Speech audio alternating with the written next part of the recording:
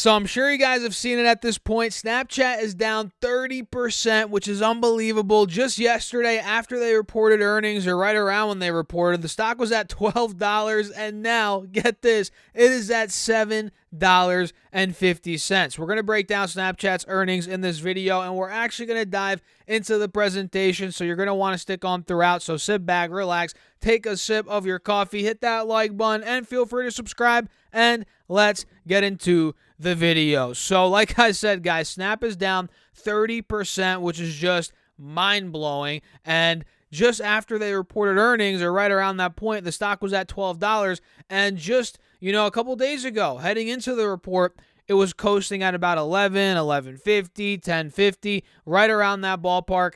And now it's in the mid sevens, which is crazy because if we look here at the max chart, if we look back at when it IPO'd back in 2017, which mind you, it is now well under the IPO price. It IPO'd at $20. You can see that. And if we're looking at this chart, we can see last time it was at $7. Where is it? $7.50 was pretty much back in 2018, November of 2018, roughly right around that time period, which was about, 4 years ago at this point. So Snap is well below the lows or the IPO price. We're reaching 4-year lows. And, at this point, we got to be down 90% from all-time highs. Let me see here. More than that, yeah, 92% from all-time highs. So, yeah, they've reported numbers, and I'm sure you guys have seen them. Maybe not. If you haven't, we're going to break it down. And, again, we're going to go into the presentation here in a minute. Adjusted EPS came in at 8 cents for Snap versus negative 1 cent estimated. So they actually beat on adjusted EPS, and they beat revenue, $1.13 billion versus $1.12 billion estimated. And daily active users came in at 363 million, which were up 19% year over year. And they also announced another $500 million buyback. So, stock's down 90%. Management's probably like, well, we might as well buy some stock. We might as well buy back the stock, which, they better hope the stock, or rather, they better think the stock is on sale now. If they don't think it's on sale, that's bad news. That's bad news bears, guys. It's down 90%. They better think it's on sale. So they're going to be doing a $500 million buyback, and I'm not sure. I didn't see anything in regards to guidance. Maybe we'll see it here in the presentation, which I already ran through, and I didn't see it there either. But maybe I missed it. We'll double check. So let's go to the presentation here. Give me a second. And by the way, if you guys want to see any stocks, investor presentations, all you got to do is go to Google, handy dandy Google, type in the company, right?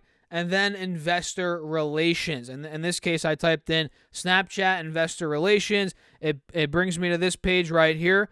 Boom. You click events and presentations at the top. You can see that. Yep, you can see that. You click presentations, and then it brings you to this, or you click the most recent presentation, right? So let's run through it. Let's talk a little bit about Snapchat. I'm not going to give you all a huge rundown. I'm sure you all know what it is at this point. It's one of the social media apps, really popular for younger people, people that are ages, ranging from 10 years old to 20, even into the 30-year demographic, which we'll talk about here in a second. And what we're seeing here is strong growth in daily active users. Not so much in North America. In fact, in North America, the daily active users growth has not been impressive the past couple of years, not at all. Even in Europe, look, it's been very slow in Europe as well. Let me make sure you can see this. I'll make my face a little bit smaller. There we go. But the thing here is, which is good for Snapchat, is in the rest of the world, growth is really starting to pick up. Really starting to pick up. You can see here daily active users in, when was this? Q2 of last year, Q3 of last year, were right around 130 million, right? 130 million. But now, in Q3 of this year, 175 million. So that grew 45 million year over year. And just look at where it was in Q3 of 2019, 3 years ago. Daily active users in the rest of the world were 61 million. Now, again, they're 175 million. So there is a lot of growth for Snapchat outside of the U.S., outside or North America, outside of Europe. You got to keep that in mind when you're analyzing and just looking at this company. And if you take a look here, going back to what I said about the demographics, in 20 plus countries right now is where Snap's at.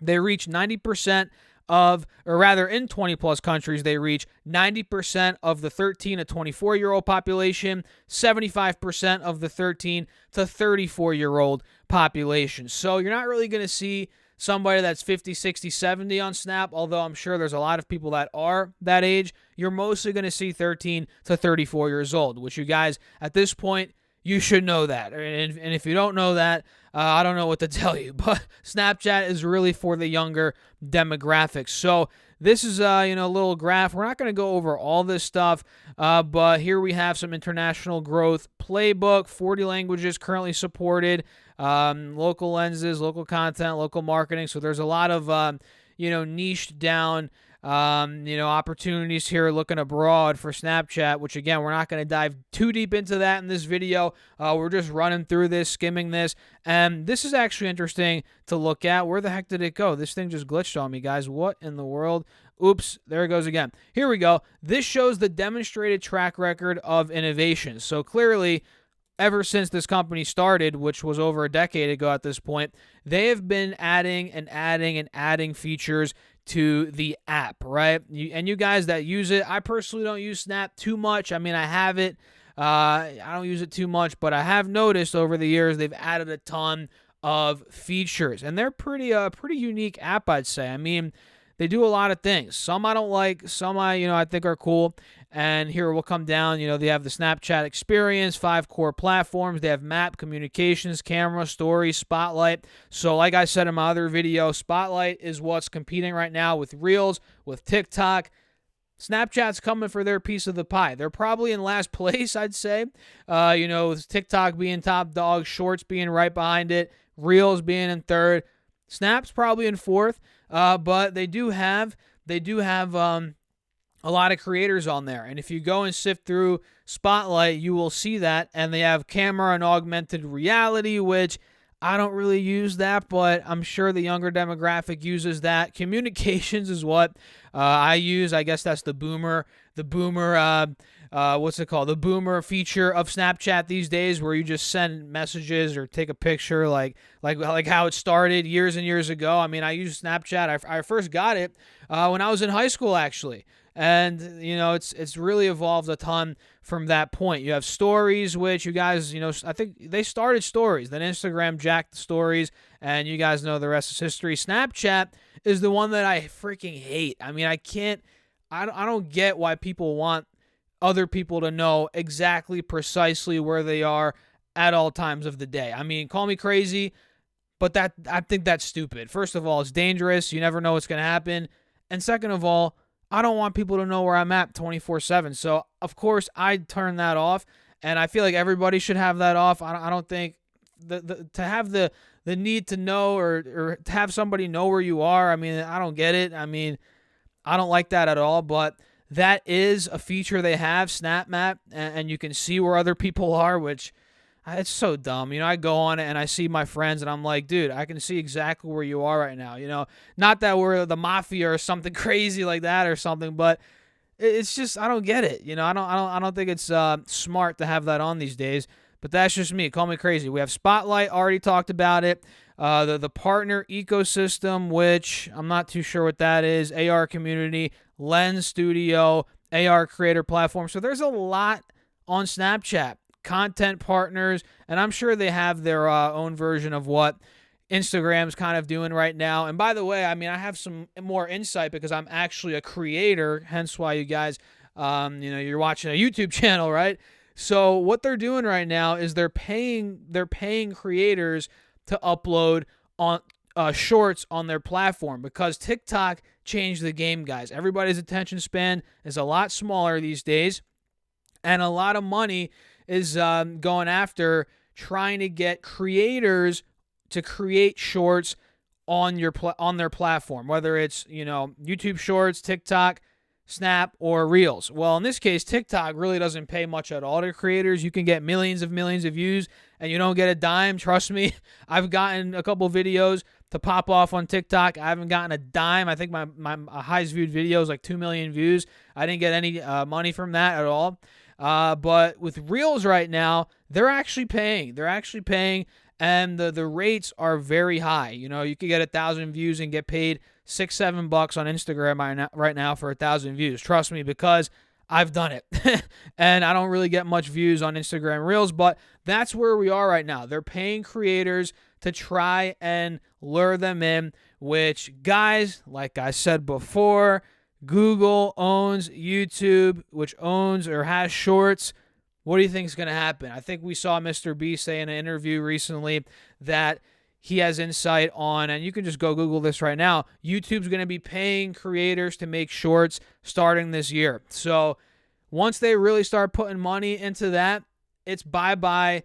This is actually kind of bad for Snapchat, but it's bye-bye to Snapchat and Reels probably. They're not going to be gone forever. I mean, obviously people are still going to post, but Shorts, that, Google Shorts, YouTube Shorts, they're going to become the top dog in my opinion, because there's so much money. How much money does Google have, guys? I could tell you this, more than TikTok, way more than Snap, way more than Instagram. I mean, Google could buy Snapchat and forget about it the next day. That's how much money they have. It is unbelievable. So I might be ranting a little bit or rambling a little bit in this video, but I think it's important because coming from a creator's perspective, this is what they're doing right now. They're paying you to come onto these platforms, and again, Reels, they're paying more than TikTok, more than Snapchat or Shorts right now, and Snapchat.